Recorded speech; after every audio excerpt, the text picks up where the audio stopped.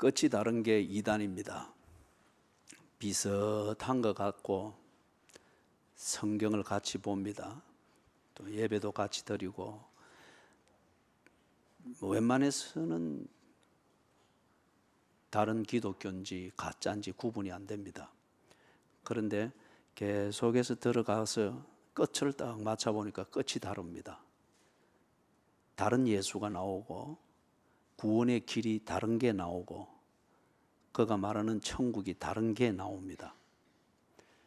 이걸 보고 이단이라고 합니다. 다 비슷하고 다 똑같고 같은 성경을 쓰고 같은 예배당을 쓰고 같은 형식의 예배를 드리는데, 그런데 그 내용을 들어가 보면은 다른 예수, 구원을 얻는 다른 길, 다른 기독교의 윤리를 말하고 있습니다. 그래서 이단이라고 합니다. 이단이 유혹을 할 때, 지금 이단의 유혹들이 있기 때문에 사도 요한이 그 유혹으로부터 자기 자신들의 바른 믿음을 지키고 이단을 구별을 할 수 있도록 하기 위해서 이 편지를 써서 보내는 거지 않습니까? 이 당시에 지대한 영향을 미쳤던 이단은 영지주의입니다.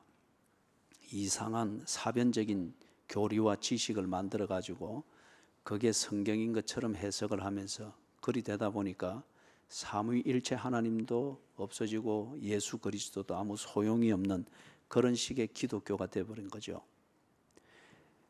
우리 이 시대에도 역시 마찬가지입니다. 진짜가 있는 곳에는 항상 가짜가 득실거리고요, 진리가 있는 그곳에 언제나 사변적인 이론들이 그리고 이단적 교리들이 넘쳐나게 되어 있습니다.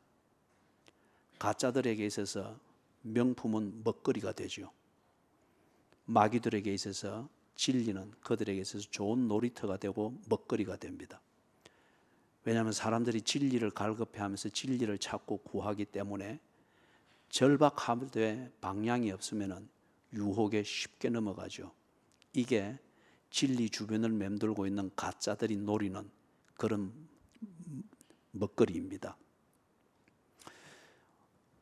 요한 1서에서 보니까 특히 오늘 우리가 보게 되는 3장 4절에서부터 10절의 내용을 통해서 볼 때 이단들이 그리스도인들을 유혹을 할 때 크게 두 종류를 씁니다. 그 하나는 그리스도의 본질을 바꾸어 놓습니다. 이것은 지난 주일날 보았습니다. 두 번째는 그리스도인이 마땅히 살아야 될 신앙생활을 바꾸어 놓습니다. 어떻게 바꾸어 놓는가 하면 그리스도의 본질이든지 그리스도인의 신앙생활을 사람이 원하는 그 방식대로 아주 구미가 당기고 쉽도록 바꿔 놓습니다. 사람이 그리스도에게 맞추고 사람이 신앙생활이 요구하는 그 기준에 맞추어서 자기를 단련해 나가는 이게 아니고, 이단이 유혹하는 기독교라 이름하는 그 교리들과 가르침은 사람의 구미에 맞고 사람의 필요에 탁딱 맞도록 그리스도도 그렇게 편집을 해놓고 신앙생활도 그렇게 편집을 해놓습니다. 그렇기 때문에 정신을 안 차리고 시부직이 있는 어중간한 교인들이 보면은 이 이단에 넘어갈 때 쉽게 넘어가고 열정적으로 넘어갑니다. 그래서 흔히 하는 말이 말씀을 딱딱 쪼갠다 해서 거기 가면 답이 딱딱 나온다고 그러잖아요. 이 구무에 맞도록 신천지가 다 성경을 편집을 해놨거든요. 이런 구미에 맞도록 하나님의 교회라 이름하는 어머니 하나님을 찾고 있는, 거기서 이 구미에 맞도록 탁탁 그렇게 해놨거든요. 어머니는 아무리 졸아도 안 뭐라 하잖아요. 그래서 어머니 하나님은 그런 거 안 뭐라 한다는 거예요. 그러니까 졸면서 편안하게 예배 드리는 사람들이 그런 게 찾아올 때 이게 사랑이지 하면서 대바나 탁 넘어가는 거예요. 사람의 필요와 바램에 맞도록 편집을 해놨습니다. 편리한 예수, 그리고 아무런 고민 없이 내 하고 싶은 대로 얼마든지 하면서 예수 잘 믿는다는 소리를 들을 수 있는 그런 도덕과 신앙생활에 딱 그렇게 만들어 놨습니다. 그래서 휘딱휘딱 넘어가죠.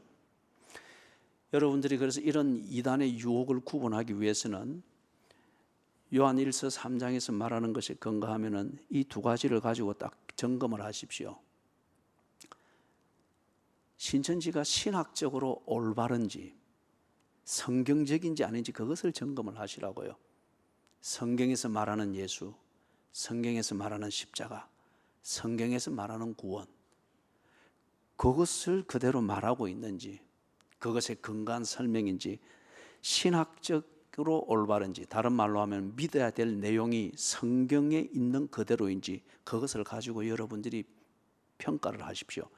두 번째는 도덕적으로 올바른지 평가를 하셔야 됩니다. 속이는 것은 언제나 자극적이고 언제나 재미있습니다. 그런데 그 재미와 자극, 그래서 쉽게 흥분되어진 것 속에서 도덕을 다 잃어버립니다. 도덕을. 그래서 두 가지,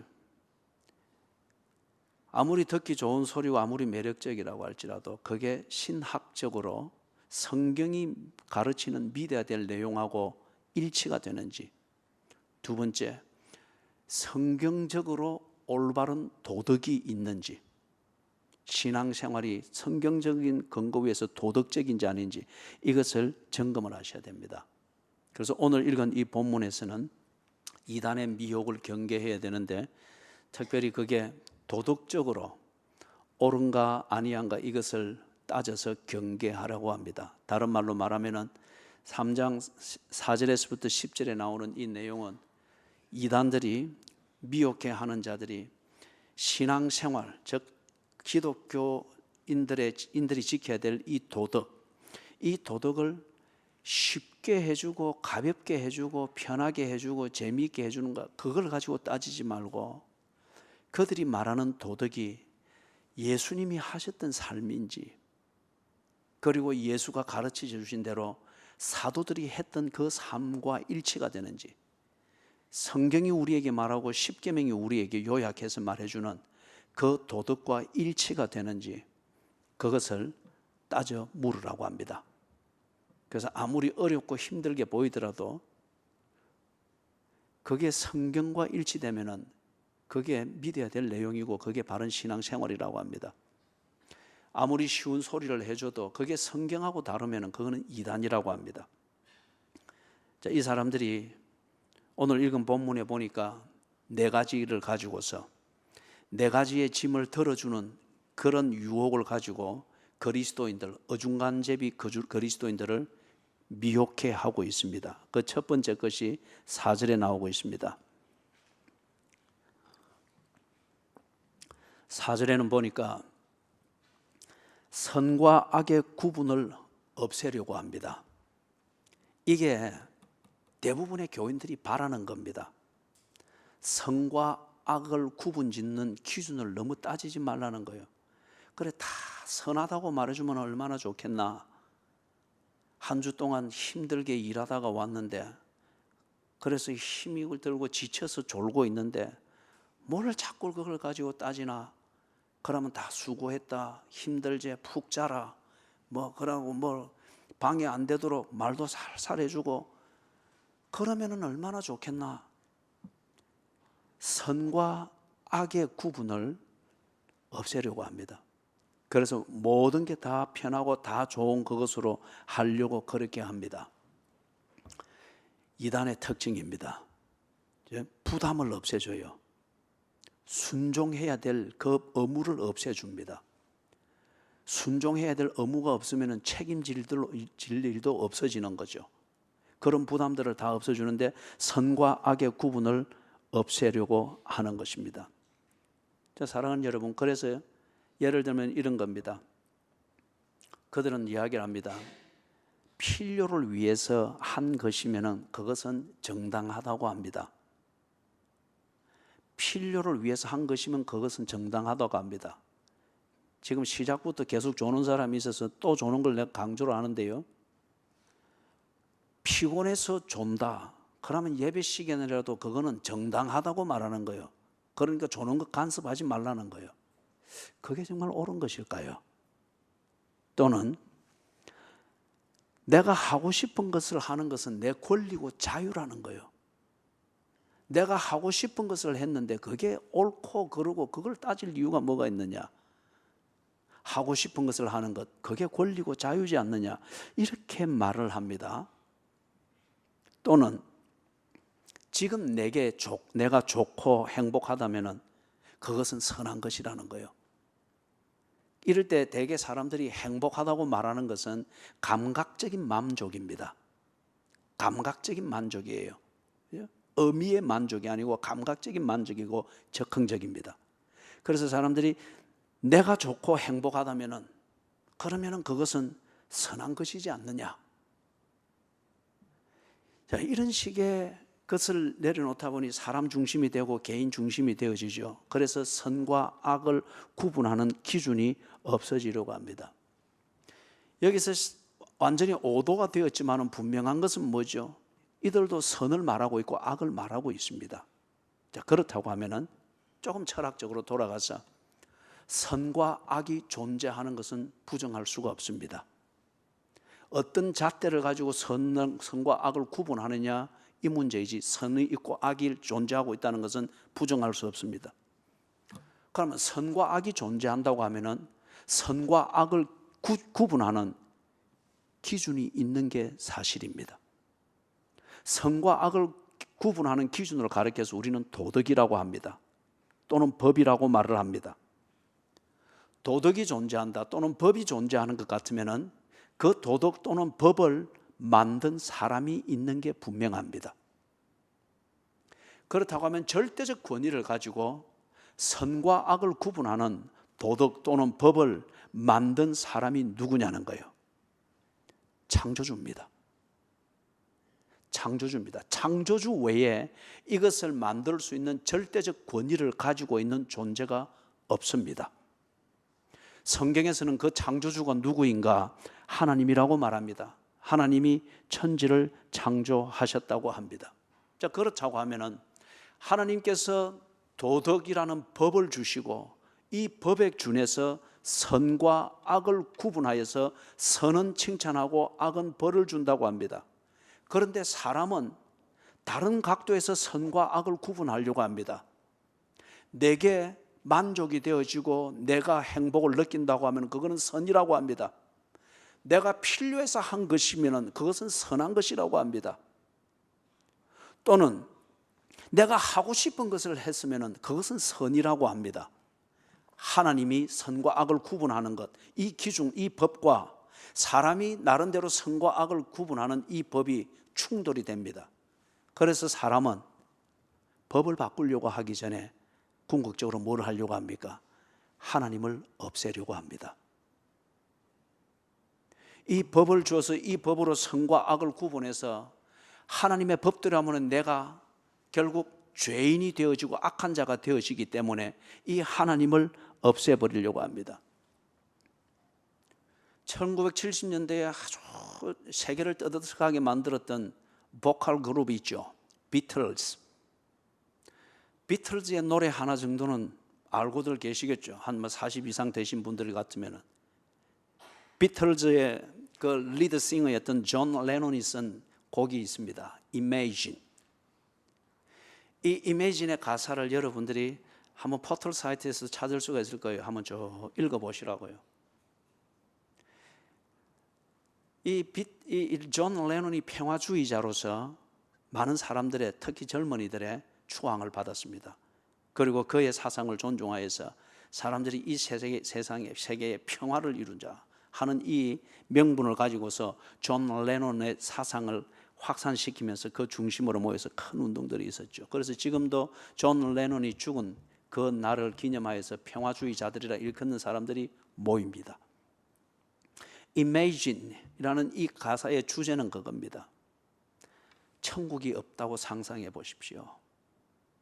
지옥이 없다고 상상해 보십시오.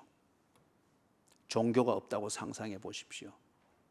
나라들이 없고 국경이 없다고 상상을 해 보십시오. 그러면은 전쟁도 없고 싸움도 없고 욕심도 없고 가난한 것도 없고 부한 것도 없고, 그래서 결론적으로 모두가 평화로울 것입니다. 이겁니다. 이게 그 노래 가사의 주제입니다. 결국 이 주제의 핵심이 뭐죠? 하나님이 없다는 거예요. 다른 말로 말하면 하나님이 있다고 믿는 이것 때문에 기준이 생기고 악이 생기고 선이 생겨서 선과 악 사이에 싸움이 생기는, 그래서 궁극적으로 평화를 깨는 원인이기 때문에 하나님을 없애자는 거예요. 그리고 그 하나님을 기준으로 해서 만들어지는 평안이 어떤 이런 것을 다 없애자는 거예요. 장작 루스의 얘기로 빌리는 것 같으면 자연으로 돌아가자는 거죠. 아무것도 없는 것, 하나님이라는 권위도 없고 국경이라는 권위도 없고 아무것도 없는 우리 있는 그대로로 돌아가자. 그리하면 모두가 다 평화로울 것이다 라고 하면서 평화주의 이데올로기를 그렇게 만들었습니다. 사랑하는 여러분, 자기 기준으로 선과 악을 판단해야 하기 때문에 사람이 법을 없애려고 했습니다. 다시 말해서 하나님을 없애버리려고 했습니다. 거기에 4절에 나오는 것, 불법이니라. 여기서 말하는 불법은 lawlessness, 법이 없는 것을 말합니다. 법을 두고 눈치 보면서 살짝 이렇게 어기는 그런 게 많고, 법 존재 자체를, 권위 존재 자체를 무시해버리고 없는 것으로 치부해버리는 그것을 말합니다. 사랑하는 여러분, 그리스도인들을 유혹하여서 실족해 하기 위하여서 활동을 하는 이단들의 전략 중에 하나가 선과 악을 구분하는 기준을 없애려고 합니다. 없애되 존 레논의 노래 가사처럼 어떻게 되면 그게 평화를 만드는 진리처럼 여겨지는 그런 것으로서 교묘하게 다가옵니다. 하나님이 없다고 말할 수 있겠습니까? 두 번째, 이 이단들이 미혹해하는 두 번째 전략은 5절, 6절을 보면은 볼 수가 있습니다. 그리스도의 본질을 변형시키려고 합니다. 그리스도의 본질을 변형시켜서 사람이 다루기에 쉽고 사람이 교제하기에 편리한 그런 종류의 신으로 만들려고 하는 거죠. 다른 표현으로 말하면은 지 자신 인간이 설계하고 인간이 주도하는 그 프로젝트를 위해서 그리스도는 하나의 후원자가 되어집니다. 인간이 주도하고 인간이 설계하고 그리고 그것을 추진할 때에 필요한 부분을 위하여서 그리스도가 필요할 때 등장해서 그 부분을 메꿔주는 후원자가 되어주는 거예요. 그래서 그리스도는 이 이단들이 변형시키면서 편집을 해서 만들어 놓은 그리스도는 인간에게 절대 간섭하지 않는 그리스도입니다. 인간에게 절대 부담을 주는 그런 메시아가 되어서는 안 됩니다. 인간이 필요할 때에 불러내면은 그때 나와서 인간이 요구하는 것을 딱 편리하게 해주고 그리고 한쪽으로 물러나야 됩니다. 협력자로서 인간의 요구에 의해서 등장하고 사라지는 그런 충실한 협력자로서 구원자 또는 그리스도 또는 메시아로 그들이 편집을 해놨습니다. 그래서 이 그리스도가 인간이 요구하는 대로 말을 잘 듣고 협력이 잘 되면 그 대가로서 인간은 그 그리스도에게 사랑의 신, 인자한 신이라고 하는 이러한 이름을 붙여주면서 어느 정도 준비되어진 예배를 드리고 어느 정도 준비되어진 그러한 경배를 표시를 해줍니다. 그런데 어느 때인가 이 그리스도가 인간과의 이 관계를, 이 계약을 깨버리고 무언가에 간섭을 한다. 조는데 졸지 말라고 한다. 또는 뭐 교회 생활을 그리 하면 안 된다. 간섭이 될 때에 이 그리스도는 파면되어집니다. 인간이 그를 버려버립니다. 사랑하는 여러분, 호주에 가면 유나이팅 처치라는 게 있습니다. 이 유나이팅 처치가 캐나다에도 있고 미국에도 있는데 왜 유나이팅 처치, 즉 연합교회라 이렇게 말을 하는가 하면은 참 듣기에 명분은 좋고 그 이념은 정말 매력적이잖아요. 모두가 다 연합을 하여서 함께 동거하고 같은 목적을 추구한다는 이 이상입니다. 이 이상을 위하여서 유나이팅 처치, 거기에 장로교 일부도 들어가 있고 감리교도 들어가 있고 침례교 일부도 들어가 있고 회중교도 들어가 있고 오순절 들어가 있고 다양한 교단들이 들어가서 하나의 새로운 교단을 만들었습니다. 이 유나이팅 처치입니다. 그런데 좀 더 깊이 들어가면 다 각자의 백그라운드가 있고 강조점이 있으니까 이것을 하나로 딱 단일하게 묶으면은 자기의 것을, 자기가 정말 소중하게 여기는 것을 다 포기를 해야 되기 때문에 쪼개질 판이에요. 그래서 유나이팅 처치의 이 헌법을 보면은 굉장히 느슨합니다. 어떤 게 들어와도 함께 있을 수 있도록 느슨하게 만들어 놨습니다. 그래서 몇 년 전에 캔버라에서 WCC 총회가 있을 때에, 그때에 미국 뉴욕 신학교에서 교편을 잡고 있지만 우리 한국 사람입니다. 그분이 거기서 무속신앙의 정령과 성령은 같은 것이라는 이 주제를 가지고서 거기서 구판 춤을 추면서 난리를 지겠어요. 그럴지라도 이 유나이팅 처치에서 그것을 이단이다, 잘못됐다고 정죄할 수가 없어요. 한쪽에서는 그렇게 주장하지만은, 그러나 유나이팅 처치의 헌법은 이것도 올 수 있고 저것도 올 수 있고 다 와서 말 그대로 구색을 맞추는 유나이팅, 연합이 되려고 하니까 각자가 소중히 여기는 것은 각자 방식대로 지킬 수 있도록 해주는 법이니까 그것도 통하는 거예요. 그래서 한 교회는 그 유나이팅 교회의 목사의 비서는 힌두 교인입니다.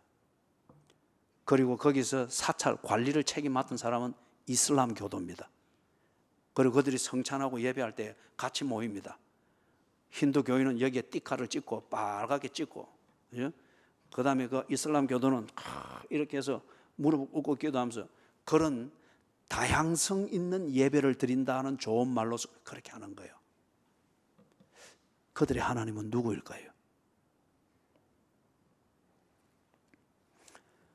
우리나라에서도 뭐 잘 알려진 얘기겠지만은 종교 간의 대화를 시도한다, 이렇게 해서 플루럴리즘, 다원주의를 추구하죠. 크리스마스가 되면은 이웃에 있는 사찰에서 트리를 장식해주고 경축, 예수 탄생하셨네, 그죠? 그래서 예수의 그림을 부처하고 합성해서 비슷하게 이렇게 그려놓고, 4월 초팔이 되면은 또 이웃 교회에서 스님 모셔다가 강론하게 하고, 그리고 경축, 석가 탄신일, 그죠? 이걸 보면은 이걸 통해서 사회가 평화롭게 공존한다라고 사람들은 말하면서, 매스컴은 앞서가는 교회다, 앞서가는 사찰이다라고 말을 하는데, 과연 그럴 때에 그 교회가 예수 믿는 교회 맞을까요? 그 사찰이 정녕 불교의 철학을 존중하는 사찰이 맞을까요? 모두가 다 편하고 모두가 다 공존할 수 있고 우선 내게 필요한 것을 쉽게 얻고 즐길 수 있도록 하기 위하여서 교회는 그리스도를 편집했습니다.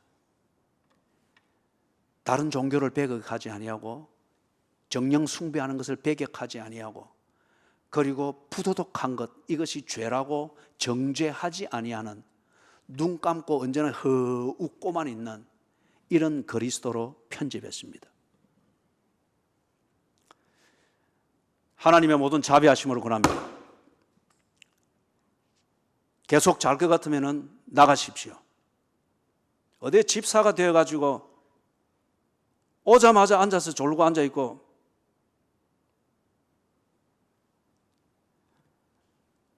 정죄하는 것이 아닙니다. 당신을 위해서, 그리고 교회를 위해서, 이 예배를 위해서 정신 못 차리겠거든 나가십시오.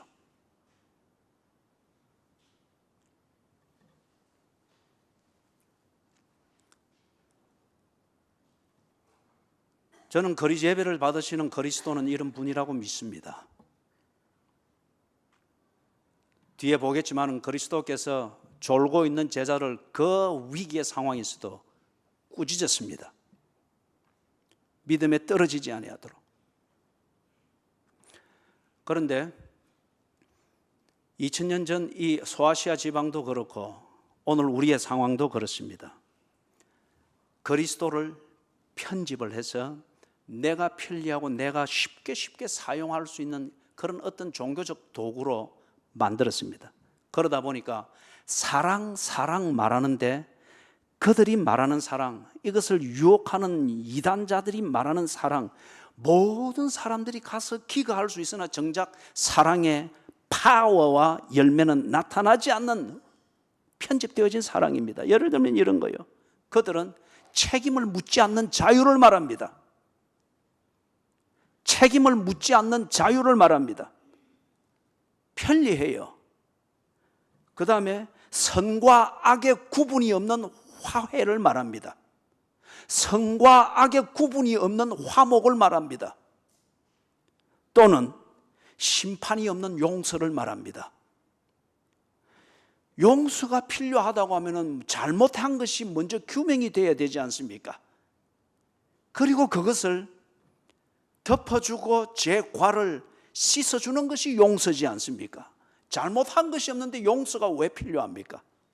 그런데 그리스도를 편집하여서 모두가 다 거할 수 있다고 하는 이 어떤 이상을 만들어서 그리스도인들을 유혹하는 이 이단들이 이런 종류의 사랑을 말하고 이런 종류의 사랑에 어줍지 않은 교인들이 이게 사랑이고 이게 편한 것이지 하면서 쌍수를 들고 막막 넘어갑니다. 그러다 보니 신천지가 이 짧은 시간에 20여만 명이 된다 그러죠. 책임을 묻지 않는 자유를 말합니다. 그런 자유는 없습니다. 선과 악이 구분이 없는 그런 화목을 말합니다. 그거는 화목이 아닙니다. 심판이 없는 용서를 말합니다. 그런 용서는 존재하지 않습니다. 잘못한 것이 없는데 용서를 하고 자시고 할 이유가 없지 않습니까?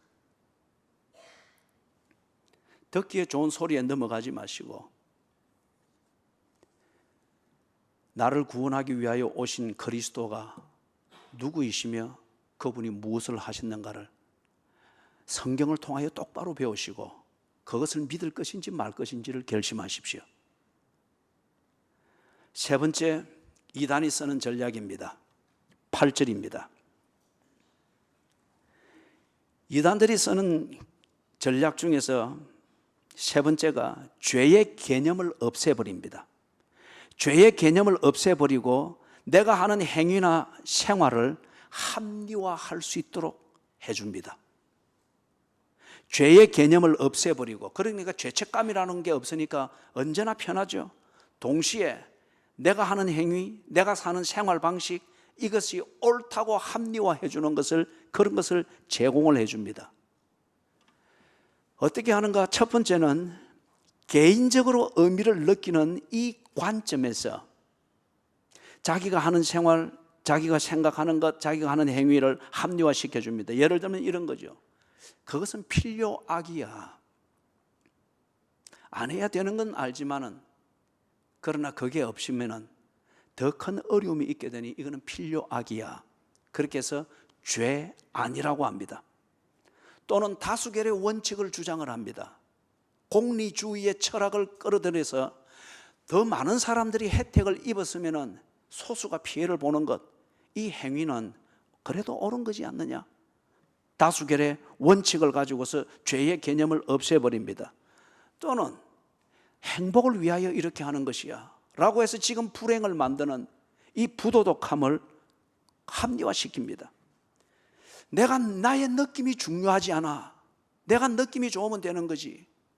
이 주관성을 가지고서 죄의 개념을 없애버립니다. 지금 만족한가 아니한가, 이걸 가지고 또한 죄의 개념을 없애버리고 지금 내가 하고 있는 행위가 옳다고 합리화를 합니다. 지극히 현실적이고 세속적인 종교입니다. 또는 죄의 개념을 없애고 자기가 하고 있는 행위나 생활을 합리화시켜주는 이 이단의 전략의 이 두 번째 요소는 개인적으로 의미를 부여하는 거예요. 그래, 이건 사소한 실수야. 여기에 내 스스로 크게 의미를 부여할 것 없어. 목사가 아무리 떠들고 막 성경을 이야기라고 해도 저거 다 뭐 목사는 목사로서 하는 얘기고, 내가 뭐 이 정도 하는 이거 뭐 사소한 실수고, 그렇게 해서 스스로 합리화를 합니다. 또는 이거는 죄니 뭐 뭐 성경에 위배되는 이 문제가 아니고 이건 내 성격의 문제야. 내가 성격이 좀 고쳐지면은 이거는 괜찮아지는 거야. 아니면은 기질적인 문제로 치부를 해버립니다.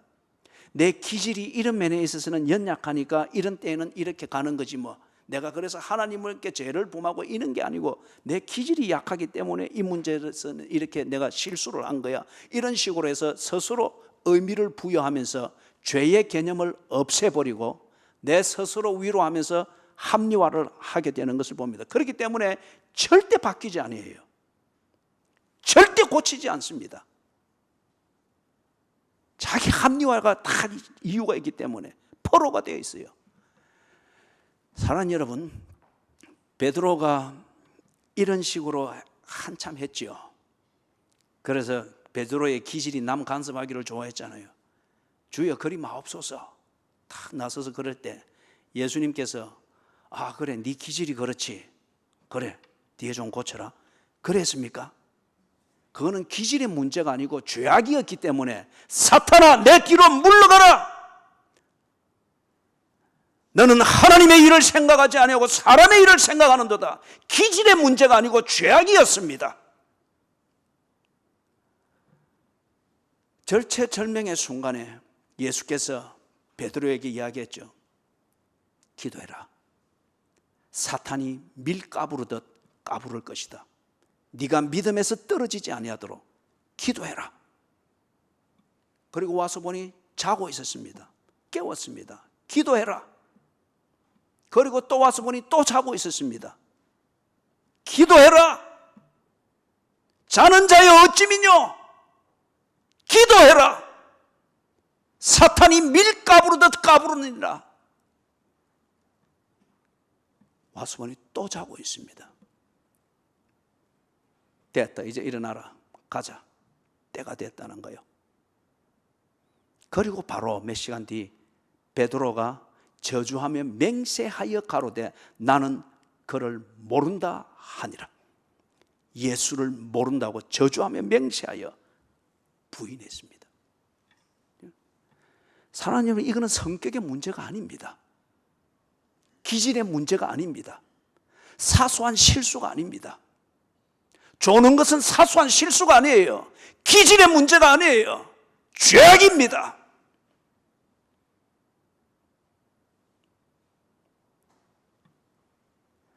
그렇기 때문에 베드로가, 예수께서 그렇게 사랑하고 애착을 가졌던 베드로가 졸 때에 그래 네 피곤하지, 이 자리까지 온 거 고맙다, 그게 아니었어요.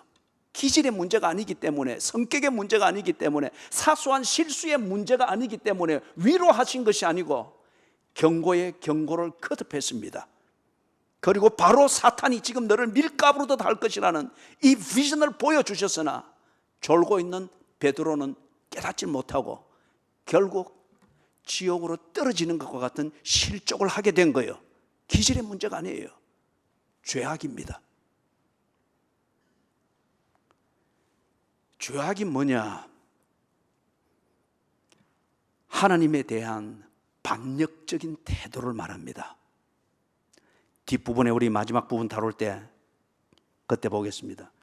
지금 여기서 바로 정리를 할 수 있겠군요. 기질의 문제, 사소한 실수의 문제, 성격적인 문제, 환경이 어렵기 때문에 우선 그게 하는 사소한 실수의 문제도 아니고 내 스스로 가지고 있는 그 퍼스펙티브, 관점에서 해석되어져서 내가 납득이 되도록 해석되어지는 결과 필요, 악이니 다수결의 원칙이니 행복을 위하여 지금 내가 느낌이 좋기 때문에 이건 그런 문제가 아니라는 거예요. 죄의 개념을 없애고 내가 하고 있는 것을 합리화하면서 뿌역뿌역 예수께서 3번에 걸쳐서 기도하라 기도하라 기도하라 함에도 불구하고 꾸벅꾸벅 끝까지 자는 것은 몸이 피곤한 문제가 아니고 죄의 문제입니다. 죄는 무엇이냐?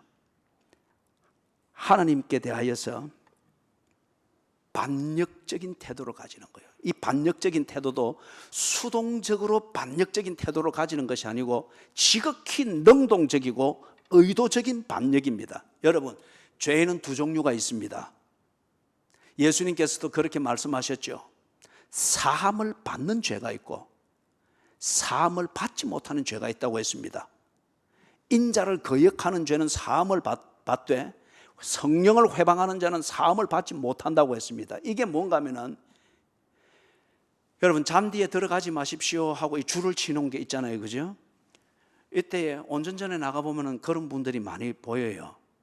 근데 신기하게도 아저씨들은 안 그러는데 아줌마들이 꼭 그렇게 합니다. 강아지를 끌고 이 줄을 탁 타고 넘어가가지고 안에서 강아지 쫙 놀다가 또 강아지 볼일 보고 그러고 난 뒤에 아무것도 치우지도 않고 그냥 나오는 거예요. 이게 뭐냐면 인자를 거역하는 죄와 같습니다. 이게 들어가지 마시오 하는 이 법을 어긴 것, 이걸 부정하는 것은 아니에요. 그러나 눈치 보면서 자기 하고 싶은 대로 살짝 하는 겁니다. 이게 인자를 거역하는 죄로서 이거는 사함을 받습니다. 하나님의 권위나 하나님의 법 자체를 부정하는 반역이 아니기 때문에, 그건 못된 성품에서 나오는 아직 습관이에요. 이건 고치면 됩니다. 그런데 사함을 받지 못하는 죄는 잔디에 들어가지 마시오 하고 탁 줄 쳐놨는데 딱 이리 보다가, 예를 들어서 딱 보다가 어떤 아주머니가 요 차체를 말뚝을 쑥 들어가지고 잔디 반쯤 안에까지 가서 탁 꼽아놓고 요 반은 막 그리 노는 거예요.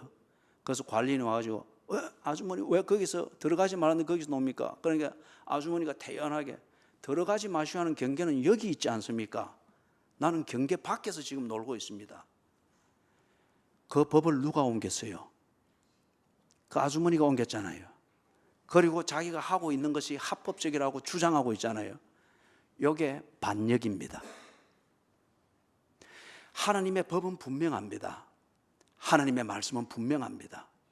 마음과 힘과 뜻과 정성과 목숨을 다하여 주 너희 하나님을 경배하고 사랑하라고 했습니다. 그런데 그 마음과 뜻과 목숨과 힘과 정성을 이만큼이면 요만큼 푹 낮춰가지고 그래서 하나님을 경배하고 사랑한다고 합니다. 그래서 하나님께서 네 반은 어디 갔느냐? 그러니까 하나님 요만큼입니다. 자기가 이쪽에 있는 걸 이만큼 낮춘 거예요. 그리고 하나님 앞에서 눈 감고 아웅하는 식으로 요겁니다 하라고 자기를 합리화하는 거예요. 요게 반역입니다. 교인들이 신앙생활을 해나가면서 자기가 어렵고 피곤하고 뭔가 좀 상할 때에 성경을 지 마음대로 해석을 해버립니다. 또는 자기를 합리화할 수 있는 성경 구절들을 뽑아가지고 자기를 합리화하고 성경이 틀렸다고 말하거나 교회의 올바른 지도가 틀렸다고 꼭 주장을 합니다. 반역입니다. 가룟 유다가 그것에 해당이 되었고 천연덕스럽게 끝까지 자기가 옳다고 주장했던 아나니아와 삽비라가 그 반역에 해당되었기 때문에 성령이 친히 죽으니라.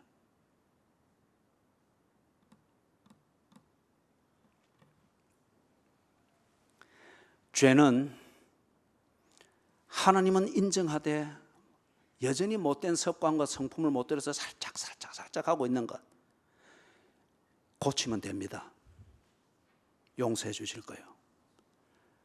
하나님이 정한 법을 옮겨서라도 내가 옳다고 꼭 주장을 하는 그것은 반역입니다. 사함을 받지 못한다고 합니다. 이단들이 교인들을 미혹할 때에 어느 정도까지 미혹하는가? 이 반역을 행하도록 하는 이것이 성경이고 신앙이고 하나님의 은혜인 것처럼 믿도록 만드는다는 거예요. 마지막 네 번째는 9절입니다. 죄악된 생활을 약속의 땅으로 가는 광야 생활에 적응하는 것이라고 그렇게 미혹을 합니다. 예를 들면 이런 거예요. 어느 교회 다닙니까? 시내가에 심은 교회 다닙니다. 당신은 정말 거듭났나요? 예. 그러면 예수 믿는 생활이 재밌습니까? 당신의 교회에서 예배 생활은 재밌습니까? 또는 신앙생활 재밌습니까? 그러세요. 교회 예배는 좀 재미가 없습니다. 예? 설교도 길고 재밌는 예화도 없고 좀 자는 것도 눈치 봐야 되고 말로 눈치 봐가면서 그래 자는 수고를 하는지 모르겠어요. 예?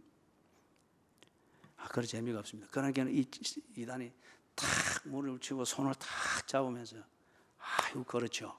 믿음은 참 좋으신 것 같은데 지금 신앙생활이 마음에 안 드는군요. 여기에 좋은 복음이 있습니다. 믿음으로 구원을 얻지 않습니까? 바른 믿음을 가지시고 그런데 생활은 즐겁고 편하고 행복하게 해야 됩니다. 이게 하나님이 원하는 겁니다. 하나님은 자기 자녀들이 행복하고 즐겁게 사는 것을 너무너무 좋아합니다. 그럴 때 믿음으로 구원 얻잖아요. 그 믿음 딱 가지시고 즐겁고 행복하게 신앙생활하고 교회 생활할 수 있는 곳으로 오십시오. 절절절 따라갑니다. 그죠?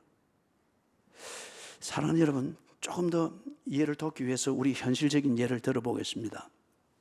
선거철이 되면은 정치인들이 사찰도 찾아가고 교회도 찾아가고 자기는 어느 교회에 있다 또는 어느 조계종에 속했다 막 그렇게 해서 종교인들의 표를 모으려고 하잖아요. 그런데 우리도 잘 알 거예요. 기독교인으로 이름은 나 있으면서 또 유명한 정치인들 그들이 선거철에 되면은 그러지 않습니까? 교회나 교인들 앞에서는 또는 그 교계 지도자들의 모임에서는 내가 꼭 당선이 되면은 하나님의 영광을 위하여서 정치를 하겠습니다. 나의 선거구를 하나님의 손에 올려드리겠습니다. 그렇게 한단 말이에요. 참 멋있는 얘기잖아요. 그런데 TV 또 뉴스 나오는 것 보면은 어느 절에 가가지고 그 황금 돼지 꼬리 잡고 같이 이렇게 하고 합장도 하고 그런단 말이에요. 또 어떤 그 보니까 그 교회 장로라고 하는 또 그분은 이래 저래서 이 크게 이 뭡니까 대웅전에서 절을 하는 이거 방식까지 다 배웠는지 사전에 해서 이것도 펴고 이렇게 하고 또 일어나서 이렇게 하고 그걸 볼 때에 당선이 되면 하나님의 영광을 위해서 정치를 하고 내 선거구를 하나님의 손에 올려드리겠습니다. 그렇게 했는데 믿음이 참 좋은 것 같은데 그런데 당선을 위한 선거 활동은 정말 편하고 실리가 있도록 하는 걸 봅니다.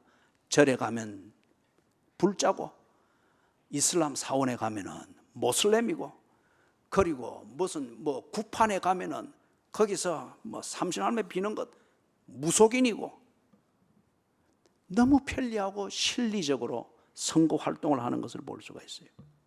사랑하는 여러분, 단언컨대 그는 거듭난 그리스도인이 아닙니다. 거듭난 그리스도인이 아닙니다. 왜냐? 9절에 보니까 하나님의 씨앗이 하나님의 씨가 그 속에 있다고 합니다. 하나님의 씨가 그 속에 있다고 하는 이 말이 거듭났다는 그 말이에요. 다른 말로 말하면 하나님께로부터 난 자가 되는 것은 어떻게 되죠? 예수님을 믿음으로 되는데 예수를 믿는다고 하는 것이 뭔가? 예수 안으로 들어가는 것을 말합니다. 예수를 믿는다고 하는 것은 예수 안으로 내 전 전제가 쑥 들어가는 거예요. 예수 안으로 쑥 들어가니까 예수의 생명이 내게 그냥 들어와 버리는 거예요. 예수의 생명이 내게 딱 들어왔다. 이게 무슨 말이냐? 하나님의 성품, 하나님의 유전자, 하나님의 영, 이것이 내 존재가 되어 내 생명이 되어버렸다는 거예요. 그렇기 때문에 하나님의 영이 내 안에 있고 하나님의 유전자가 내 안에 있고 그리고 하나님의 성품이 내 안에 있는 이 예수 안에서 받은 하나님의 생명이 내 안에 있는 이상, 이게 내 존재가 된 이상 하나님을 반역하는 죄를 눈뜨고 지을 수가 없는 거예요. 하나님을 반역하는 죄를 그냥 한 번씩 실수로 우선 필요하기 때문에 눈치 봐가면서 좀 죄를 짓고 하는 것 이런 것에 대해서는 마음 아프게 막 그렇게 하지만 그러나 적어도 하나님을 반역하는 이 죄는 지을 수가 없는 거예요. 제주도 도지사를 지내고 있는 그분이 작년에 TV인가 볼 때 제주도에서 하는 그게 용왕제인지 뭔지 하여튼 그 토속 제사 의식이 있는 모양입니다. 섬이니까 옛날부터 전해 내려오는 게 있지 않겠습니까? 그럴 때 제주로서 제사에 주관하는 제주로서 이 도지사가 형식적으로 거기에 참관도 해야 되고 뭔가 제식도 해야 되고 그렇게 하는 모양입니다. 그런데 이분이 거기에 참관해서 뒤에 의자는 앉아 있지만은 딱 버티고 있는 거예요. 만면에 웃음을 지으면서 와서 하라고 해도 안 하고 뭘 해라도 안 하고 카메라가 매스컴들이 쭉 와서 비춰도 안 하고 딱 버티고 만면에 웃음을 지고 딱 버티고 있는 거예요. 뒤에 알고 보니 그분이 교인이더군요. 정치계에서도 차세대 주자 중에 한 명으로 총망을 받는 분인 반면에 다른 분들이 교회 장로다 어떻게 하면서 그 좀 총망을 받는 분들이 교회 앞도 이야기했듯이 예수를 믿는 것처럼 떠들지만은 절에 가면 불자고 이슬람 사원에 가면 모슬렘이고 구판에 가면은 제주로서 뭔가 어떻게든지 보이려고 하고 막 이리 하는데 이분은 정말 생소했어요. 다 버티고 있는 거예요. 만면에 웃음을 띠면서 제주도 도지사였죠. 참 감사하게 여겨졌고 정말 처음 보는 광경이라서 정말 감동적이었습니다.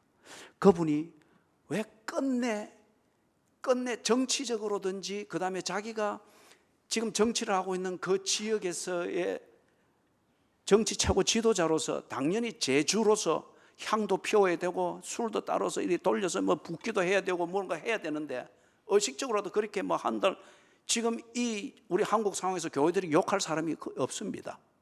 다 그게 익었기 때문에. 그런데 이분이 그런 것마저도 거부하면서 딱 자기 자신을 지키는 것. 바로 이 말씀인 것 같아요. 그의 속에 하나님의 씨가 있기 때문에 그의 속에 하나님의 영이 있고 예수 안에 들어감으로 말미암아서 받게 되어진 하나님의 생명이 그의 존재가 되었기 때문에 그가 이념이 강하고 고집이 강하고 용감해서 그러기보다도 그런 건 하나의 자원이고 체질상 하나님을 반역하는 죄에 가담할 수가 없는 거예요. 우리 젊은이들이 어렵게 다른 사람들이 다 원하는 그런 직장을 얻어 들어갔을 때에 그렇게 해서 뭐 간단한 얘기지만 뭐 회식을 하고 뭐 이리 할 때 그래 힘들게 들어간 자리지만 간혹 보면은 참 그리스도인 청년들이 그 자리를 마다하고 손해를 감수하고 때로는 그 자리를 박차고 나오는 이런 얘기들을 간혹 듣습니다. 왜 그럴까요? 만용을 부리는 경우가 혹 있을지 모르겠으나 기본적으로는 이 말씀에 근거해 볼 때 그 안에 하나님의 씨가 있습니다. 하나님의 생명이 있고 체질적으로 하나님의 영이 있고 하나님의 유전자가 있기 때문에 아버지 하나님을 반역하는 그 일에 그 자리에 가담할 수가 없는 거예요. 어느 부인 여전도회에서 기도원에 밤 철학 기도를 하러 갔습니다. 제가 옆방에 있는데 아주 오래된 얘기입니다만 옆방에 있는데 와서 이 여전도회 회원들이 그렇잖아요. 이 신앙이 시원찮고 이럴 때는 모이면은 일상적인 대화 나오고 일상적인 대화 나오다 보면은 남편 흉보다 보면은 꼭 엄탕한 얘기가 나옵니다. 교회 버전으로 나옵니다. 그럴 때에 누가 그 얘기를 막 꺼내고 이리 하는데 대개 그럴 때 보면은 처음 온 사람들, 새신자들 아니면 아직 서먹서먹한 사람들 분위기 좋도록 하기 위하고 화목한 분위기 만들기 위해서 그냥 허허허 헛웃음 웃어주면서 그냥 그 분위기를 그냥 지키고 앉아 있습니다. 그런데 갑자기 굵직한 목소리로 막 찬송 소리가 나오는 거예요. 그러니까 저기서 한쪽에서는 무슨 집사 조용해라, 무슨 집사 조용해라 막 그러면서 나중에는 이쪽 한정하다 막 다툼이 되는 거예요. 새 가족들을 고려해야지. 처음 오는 누구를 좀 고려해야지. 그거 좀 참으면 안 되나? 그래 이 굵직하게 막 찬송 부르면서 그런 대화를 방해했던 이분은 우리가 기도하러 왔다.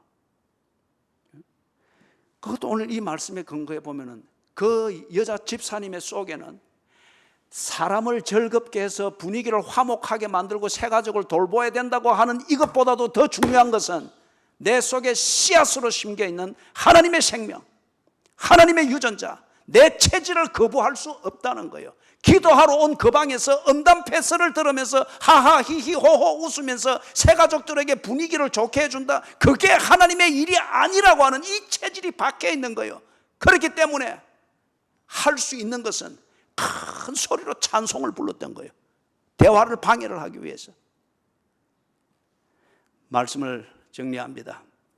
10절에서 두 종류의 사람이 존재한다고 합니다. 미혹을 받아서 끌려가는 자도 있고 지키는 자도 있는데, 미혹을 받아서 끌려간 자들이 대개 보면 자기가 잘못하고 있다고 말하지 않습니다. 그게 옳다고 말합니다.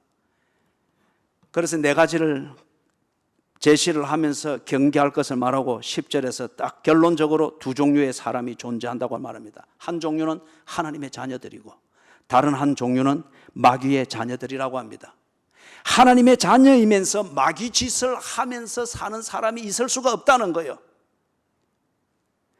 또한 마귀의 자녀이면서 의를 행하면서 사는 사람이 있을 수가 없다는 거예요.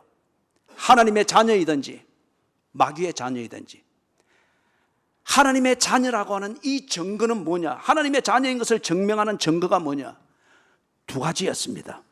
하나는 그리스도를 어떻게 알고 내가 믿느냐, 신학적 내용으로 내가 하나님의 자녀인 것을 증명하는 것이 2장에서 나왔죠. 오늘 읽었던 이 본문에서는 내가 하나님의 자녀다, 마귀의 자녀가 아니라 하나님의 자녀라는 이 증거는 도덕적인 삶입니다. 도덕적인 삶입니다. 의를 행하면서 사는 이 삶의 내용이 내가 하나님의 자녀인 것을 증명하는 증거라고 했습니다. 부디 우리가 믿는 예수 그리스도의 복음은 진리입니다. 그리고 우리가 하는 신앙생활의 이 자리는 예수 그리스도께서 피로 값주고 사신 교회들이 모여있는 공동체입니다. 그렇기 때문에 여기에 가짜가 덕칠거릴 수 있고 가짜는 언제나 노릴 수 있습니다. 편한 것을 찾지 말고 내가 마음대로 부리고 호주머니 넣었다 뺐다고 할 수 있는 와일드 카드와 같은 그런 종류의 그리스도와 그 복음을 찾아서 헤매지 마시고, 때로 불편할지라도 처음부터 들은 바 되고 믿은 바 된 예수 그리스도의 복음을 믿고 그 복음으로 날마다 여러분의 믿음의 내용을 점검하시고 복음을 통해서 배우게 된 예수 그리스도, 그분을 본받아서 십계명에 있는 대로 의를 행하면서 살기를 주의 이름으로 축원합니다. 아멘. 자리에 일어나셔서 찬송가 532장을 부르겠습니다.